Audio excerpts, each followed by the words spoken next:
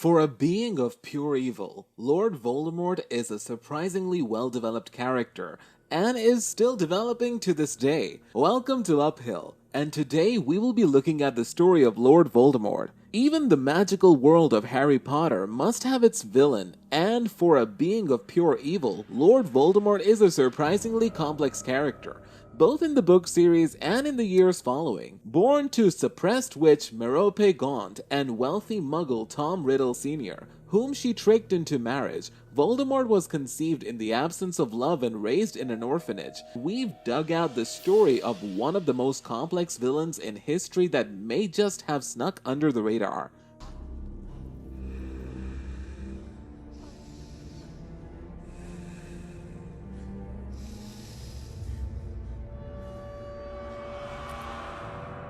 The Dark Wizard, known as Lord Voldemort, was born Tom Marvolo Riddle in 1926 in an orphanage in London. His mother, a witch, was constantly abused physically and mentally by her father, Marvolo Gaunt, and her brother Morfin Gaunt. According to Voldemort, they were the last descendants of Salazar Slytherin, one of the founders of Hogwarts, and were once rich in gold, but everything was squandered way before Marvolo was born. All they owned was a Salazar Slytherin ring. Merope had fallen in love with Tom Riddle, a handsome, wealthy muggle from Little Hangleton who lived in a fine-looking manor that stood on a hill overlooking the village of Little Hangleton. The manor house was one of the largest and grandest buildings for miles around. Morfin used a spell on Tom Riddle Sr. one day in the garden, breaking the law of not using one in front of a muggle, and a ministry agent came to investigate Morfin's use of magic on a muggle. He presents a summons to the ministry for a hearing, and Gaunt reacts with rage. A duel soon erupted between Morfin and his father and the ministry agent, who had to call for reinforcements, and the Gaunts lost and were arrested, freeing Merope from her misery. Merope's magic soon manifested, and she cast a spell on Tom Riddle Sr., and they soon got married. While she was pregnant, Voldemort's mother told her husband that she was a witch, which made him abandon her. Returning to his parents' home, as Lord Voldemort told the story, his father didn't like magic. Voldemort's mother died just after giving birth to him, living just long enough to name him Tom Riddle after his father and Marvolo after his grandfather. Due to being conceived through a love portion, he was unable to love or trust anyone but himself. For the first 11 years of his life, Tom was raised in a clean but grim muggle orphanage in London. As he got older, he began to steal things and appear to cause nasty things to happen to the other children, and to get pets around the orphanage. I can make things move without touching them. I can make animals do what I want without training them. I can make bad things happen to people who are mean to me. I can make them hurt. Once at Hogwarts, Tom was sorted into Slytherin House and swiftly became known as an unusually brilliant student. A handsome boy, he was much admired by everyone, with the exception of the Transfiguration Professor Albus Dumbledore. During the holiday, Tom had to return to the Muggle orphanage he despised. Secretly, Tom was obsessed with his Slytherin heritage and with finding the ways he might cheat death. He found the entrance of the Chamber of Secrets in his 6th year and released Slytherin's basilisk within it, killing a student named Myrtle Warren. Slytherin had built the chamber deep in Hogwarts Castle and kept it hidden from the other founders. He sealed it so that only his own true heir would be able to unseal the chamber and unleash the horror within to purge the school of all who were unworthy to study magic. During this time, Tom had begun using a new name among his most intimate friends at Hogwarts. Contemptuous of the name of his foul, common muggle father, he made an anagram of Tom Marvolo Riddle. The rearranged letters spelled I am Lord Voldemort. It was a name he hoped wizards everywhere would one day fear to speak.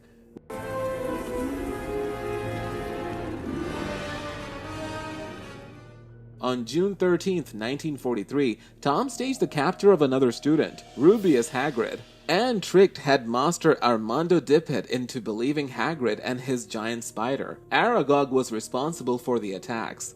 Tom received an engraved trophy for special services to the school, But he realized that Albus Dumbledore was keeping an annoying close watch on him, and it was not safe to open the Chamber of Secrets again while he was still at school. Tom preserved himself in the pages of a diary with the hope that he would one day be able to lead another in his footsteps and finish Salazar Slytherin's noble work. Riddle didn't learn the complete story of his birth until he tracked down and visited his uncle Morfin Gaunt and the summer after Myrtle died. In revenge for his father's abandonment and Muggle blood, he went to the Riddle mansion in Little Hangleton and murdered his father and grandparents. His last year at Hogwarts, Tom was prefect, head boy, and received a Medal of Magical Merit. Albus Dumbledore later said to him, brilliant, of course, he was probably the most brilliant student Hogwarts has ever seen. Secretly, however, Tom was researching Horcruxes and had come to the conclusion that if one Horcrux was good, 7 would be better. He made his first true Horcruxes with the murders of Myrtle and his father. He was only 17. About this time, Albus Dumbledore defeated the dark wizard Gellert Grindelwald in a spectacular duel and became the only wizard that Riddle ever feared. After leaving Hogwarts in 1945, Riddle surprised everyone by working at a dark magic shop named Borgin & Burke's on the Nocturne Alley. His job there was to ferret out items of value and obtain them at the lowest price possible. He was very good at this, but he abruptly left this job and disappeared after he killed Hepzibah Smith for a gold locket that belonged to Slytherin and the gold cup that belonged to Helga Hufflepuff.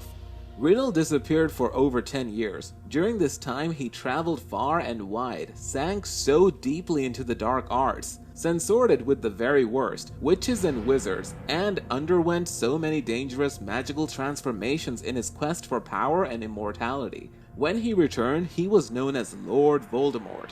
By the early 1970s, Voldemort had a growing legion of thuggish followers he called Death Eaters, and he was so fearsome that few dared speak his name. Lord Voldemort seemed mightier than any wizard living, and had achieved his goals. Most of the wizarding world avoided saying his name. When they spoke of him at all, they referred to him as you-know-who, or he who must not be named. At the height of his power in the late 1970s, Voldemort was to recruit 2 young Death Eaters who would turn on him in different ways. Severus Snape and Regulus Black joined the Death Eaters for different reasons, but both of them came to realize that they could not support Voldemort's methods or stand by when he hurt the ones they loved. Regulus, furious about Voldemort's abuse of Kreacher, was to die trying to sabotage one of Voldemort's Horcruxes, and Snape became a double agent for Dumbledore after Voldemort decided to attack Lily Potter.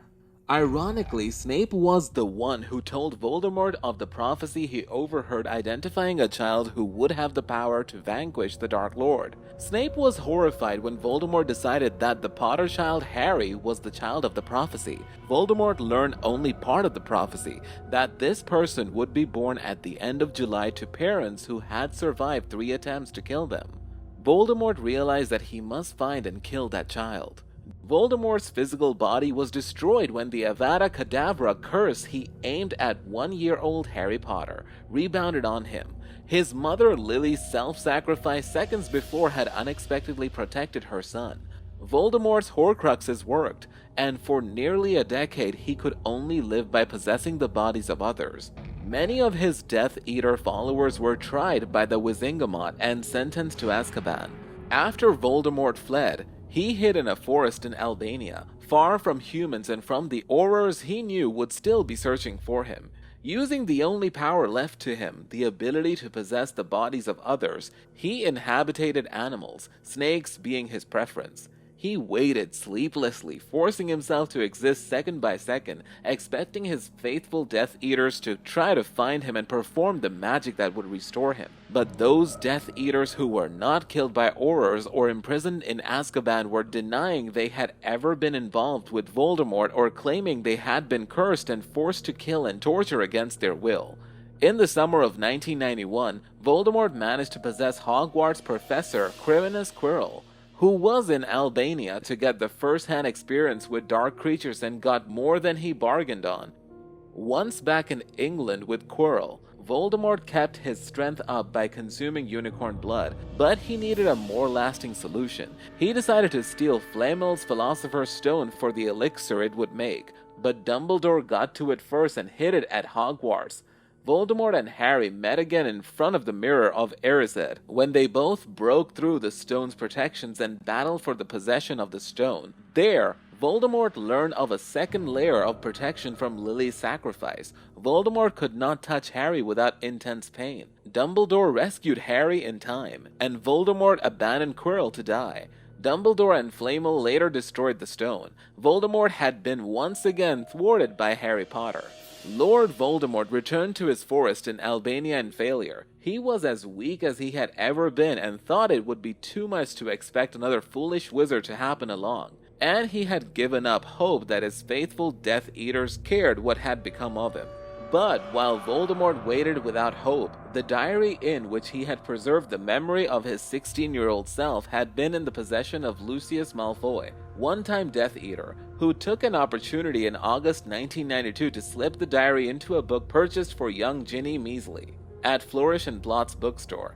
Ginny opened her heart to the diary and threw it to Tom Riddle, and he became stronger and stronger, on a diet of her deepest fears, her darkest secrets, and he was soon more powerful than Ginny and able to use her, without her knowledge, to open the Chamber of Secrets, release Slytherin's Basilisk, and have her act as his agent in Hogwarts.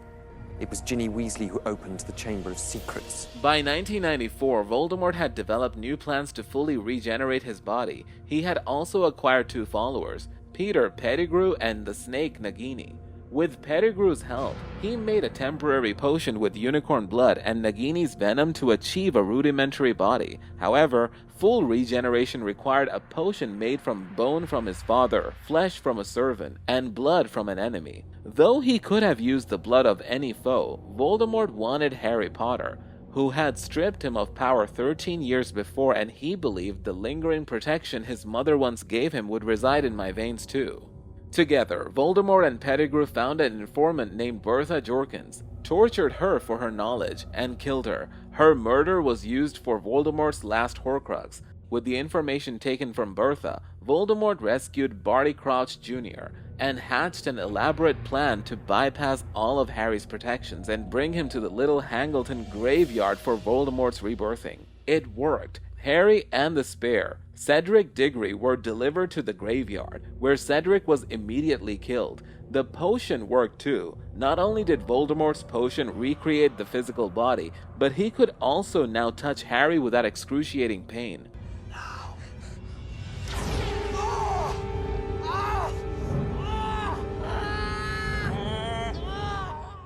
When Voldemort tried to duel with Harry, he got another surprise. His and Harry's wands shared the same core, and neither one could overpower the other. This created the conditions of priori incantatem, and Voldemort grew more and more fearful as the shades of Voldemort's last victims were pulled from his wand. With help of the shades of Harry's mother and father, Harry was able to escape to safety with Cedric's body. After this debacle, Voldemort became determined to gain an edge over Harry. He remembered the prophecy that Snape had overheard so many years before and decided to concentrate on solving the mystery that was Harry Potter before relaunching his takeover. Voldemort orchestrated the escape of 10 high-security prisoners from Azkaban Fortress in January 1996. Among the freed Death Eaters were Augustus Rookwood, who had in the First War served as Voldemort's spy within the Department of Mysteries. The prophecy wasn't an easy thing to steal. Attempt after failed attempt, and Voldemort's anger mounted. Eventually, Voldemort tricked Harry into coming to the Department of Mysteries and had a select band of Death Eaters led by Lucius Malfoy waiting to snatch the prophecy orb once Harry found it. This plan failed too, for many reasons, but mostly overconfidence. Malfoy didn't get the prophecy soon enough and it was destroyed in the battle, and even though his Death Eaters outnumbered Harry and his school friends 2-1, they couldn't do what they needed to before members of the Order of the Phoenix arrived to even the numbers. In the ensuing battle between the Death Eaters on one side and members of Dumbledore's army and the Order of the Phoenix on the other, the prophecy sphere was destroyed. The battle seemed over when Dumbledore arrived and deftly captured most of the Death Eaters, until Voldemort then appeared and attacked Harry directly. Dumbledore found them in the nick of time and drew Voldemort into battle. Eventually, Dumbledore wrapped Voldemort in a suffocating mass of water, and Voldemort disappeared.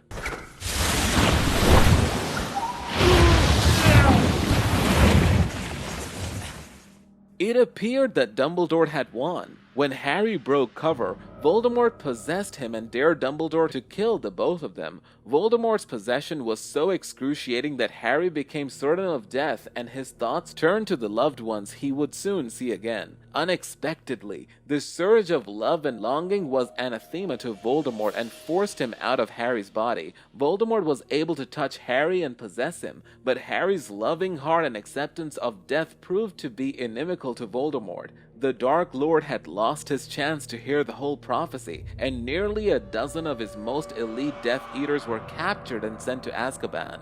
Voldemort then began to plot Dumbledore's assassination and the takeover of Hogwarts.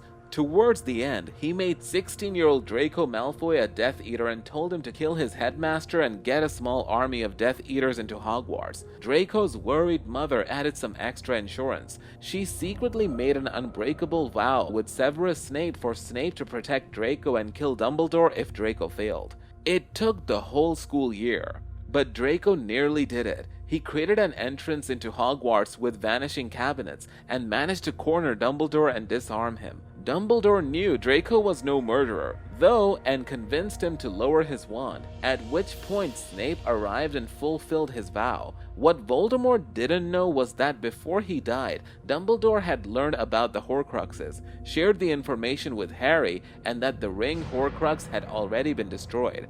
When Harry, Ron, and Hermione broke into Gringotts and stole the Hufflepuff cup from the Lestrange family vault, Voldemort finally realized that Dumbledore and Harry knew about the Horcruxes and frantically began to visit all his hiding places to no avail. The ring was gone, as was the locket. Counting the diary and the cup, 4 Horcruxes were gone, leaving only the Ravenclaw diadem and Nagini between him and ignominious death.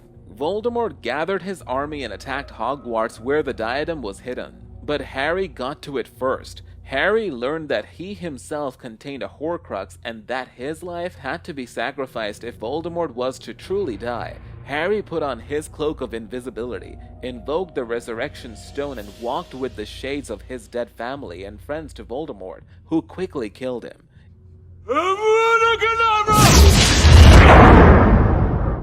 In reality, Voldemort only killed the Horcrux inside Harry, and Harry was sent to a place between life and death. There, he was able to speak with Dumbledore and see what remained of Voldemort's soul, a horrible, flayed, infant-like creature whimpering in pain. Harry Potter is dead! Harry made the decision to go back into battle to see if he would weaken Voldemort further or kill him. Even the display of Harry's apparently dead body could not bring the valiant forces inside Hogwarts to surrender. Molly Weasley defiantly slew Bellatrix, Neville Longbottom beheaded Nagini, Voldemort's last Horcrux, and Harry revealed himself and slew Voldemort. Voldemort died once and for all. He was the last surviving descendant of Salazar Slytherin. Students of the subtle science of wand lore will discuss the final duel between Harry Potter and Voldemort for years to come. That's the end of the video, guys. If you enjoyed it, please hit the subscribe button and leave a comment. Thanks for watching.